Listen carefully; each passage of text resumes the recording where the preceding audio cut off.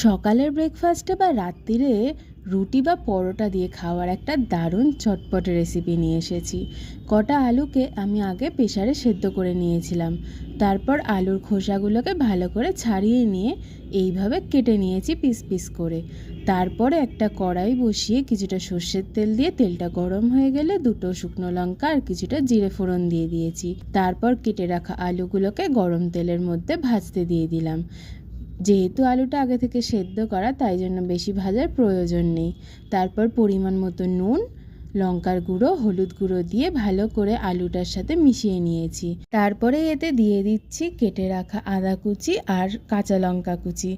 তারপরে মশলার মধ্যে দিয়েছি একটুখানি জিরে গুঁড়ো আর ধনে গুঁড়ো। এটাকেও বেশ কিছুক্ষণ নাড়াচাড়া করে নিয়ে নাবানোর আগে একটুখানি চাট মশলা আর কসুরি মেথি দিয়ে দিয়েছি। খেতে কিন্তু সত্যি দারুণ টেস্ট হবে আর অনেক কম সময়ে হয়েও যাবে।